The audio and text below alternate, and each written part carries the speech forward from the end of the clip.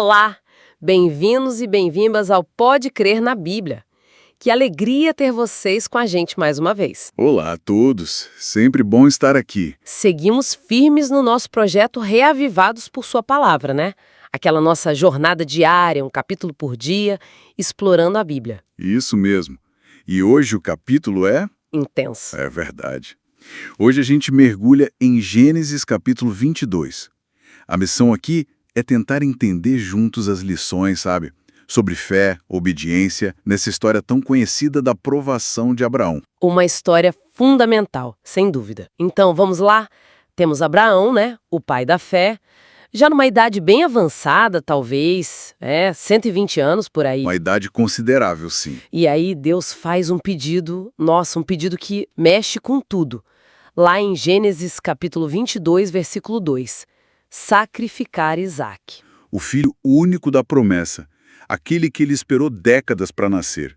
E não um sacrifício qualquer, né? Um holocausto queimado totalmente. Que coisa, né? Um texto que a gente mal consegue imaginar a dimensão. E a Bíblia fala dessa jornada de 3 dias até o Monte Moriá. Imagina o silêncio, a angústia interna desse pai. Nossa. Alguns comentaristas sugerem que foi um tempo de luta, sabe? Talvez até tentações para duvidar, para questionar. Como assim, Deus? E a promessa? E o não matarás? Faz sentido pensar nisso. Mas ele segue, né? Ele segue. A ação dele mostra uma confiança, assim, absurda na promessa que Deus já tinha feito antes, lá em Gênesis capítulo 21, versículo 12.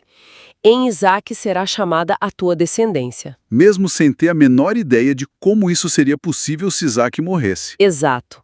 Obediência pura, baseada na confiança em quem Deus é, não nas circunstâncias. E aí tem aquele diálogo que aperta o coração.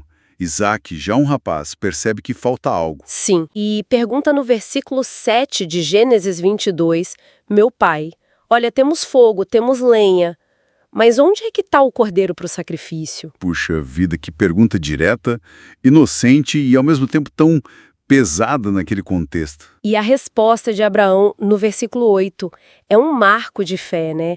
Deus proverá para si o cordeiro, meu filho. É impressionante. E chegando lá, o altar é construído e Isaque, que não era mais uma criancinha indefesa, ele entende e se submete. Voluntariamente. Que cena forte. E no momento crucial, quando Abraão levanta a faca, aí vem a intervenção divina.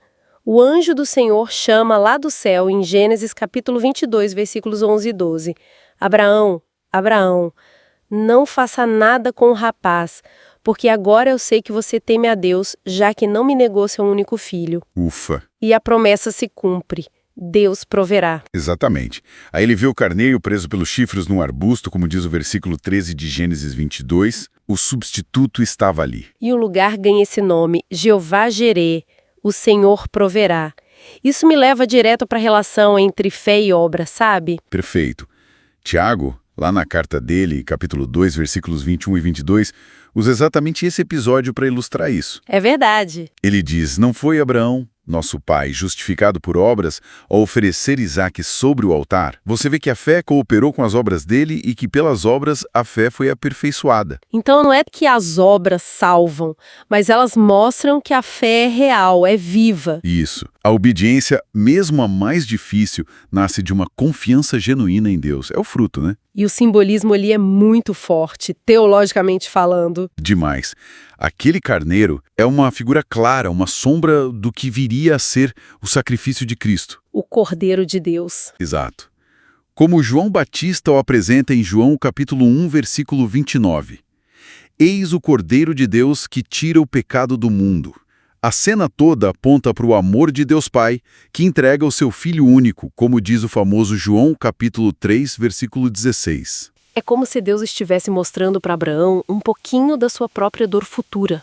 É uma interpretação muito profunda, sim, que talvez aquela experiência tenha ajudado Abraão a vislumbrar, mesmo que de longe, a grandeza do sacrifício que Deus mesmo faria pela humanidade. Outra coisa que me chama a atenção é a lição sobre o tempo de Deus, né? Antes, Abraão e Sara tentaram dar uma ajudinha para Deus com a Agar. Sim, e gerou Ismael e conflitos que duram até hoje. Pois é. Mas aqui vemos o resultado da espera e da obediência no tempo de Deus, mesmo quando tudo parecia perdido ou demorado demais para nossa lógica. Perfeitamente observado. Deus não tem a nossa pressa, né? O tempo dele é perfeito. E olha o resultado. Depois dessa prova extrema, Deus renova a aliança com Abraão e amplia as bênçãos sobre ele e a descendência. Tá lá em Gênesis capítulo 22, versículos 15 a 18, né? Isso, mostrando que a fidelidade, mesmo custando caro, é recompensada por Deus. Alguns teólogos até sugerem que essa prova toda serviu de instrução para os anjos, sabe? Para entenderem melhor o plano da salvação e a lealdade que um ser humano pode ter a Deus. Uau! Quanta camada de significado num só capítulo. Isso deixa a gente pensando, né? Que tipo de fé é essa que agrada a Deus? Parece ser uma confiança, assim, radical, que leva à obediência mesmo quando não entendemos nada, mesmo quando dói profundamente. Fica a reflexão, então. Qual seria o nosso Isaac hoje? Aquilo que a gente mais ama, talvez, e que precisa ser entregue com confiança total nas mãos de Deus. Uma pergunta para levar para a vida. Com certeza. Bom, chegamos ao fim da nossa análise de hoje de Gênesis, capítulo 22. Muito obrigada pela companhia de todos vocês. Obrigado, pessoal. E aí, gostou da nossa conversa? Fez sentido pra você? Então, não esquece, deixa seu like aqui no vídeo, comenta o que mais chamou sua atenção nessa história incrível. Compartilha também com os amigos, com a família, com quem você sabe que está nessa busca por entender mais a palavra. Isso, e se você ainda não está inscrito no canal, se inscreve para não perder nenhum capítulo do nosso projeto Reavivados por Sua Palavra. Vale a pena acompanhar. Com certeza. Um grande abraço a todos e a gente se encontra no próximo capítulo. Até lá.